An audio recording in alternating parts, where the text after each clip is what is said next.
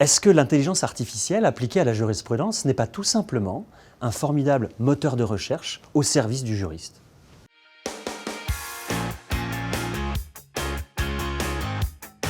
Alors pourquoi en ce moment? Et il y a deux raisons à cela. D'un point de vue technique ou technologique, on voit apparaître des outils informatiques de plus en plus perfectionnés qui déjà utilisent et traitent la donnée jurisprudentielle, nous promettent monts et merveilles.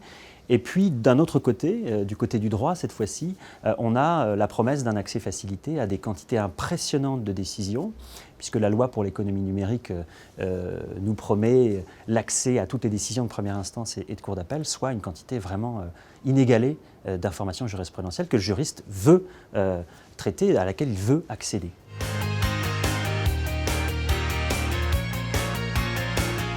Alors l'intelligence artificielle, attention, attention au fantasme de la reproduction du raisonnement du juriste ou de la prédiction du raisonnement jurisprudentiel. Ce que peut l'intelligence artificielle, c'est déjà considérable, c'est un accès facilité à l'information pertinente. Moi je la conçois comme un moteur de recherche particulièrement perfectionné qui nous permettra de sonder dans la quantité donc impressionnante de décisions celles qui correspondent parfaitement à ce dont le juriste, qu'il soit avocat, notaire, magistrat, à ce dont il a besoin.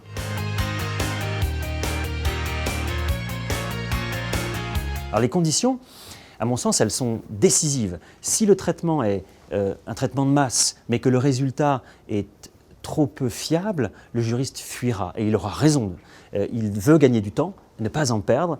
Il faut que l'information qui soit traitée par ces futurs moteurs de recherche soit particulièrement fiable. Et pour cela, il faut que l'algorithme soit bien pensé, il faut que le juriste sache pourquoi les décisions ont été intégrées ou exclues, et il faut aussi que dans la supervision, dans la création de l'algorithme, il y ait une part importante qui soit confiée au juriste pour qu'à la fois ça corresponde aux besoins de l'utilisateur, mais aussi que le traitement soit juridiquement fiable.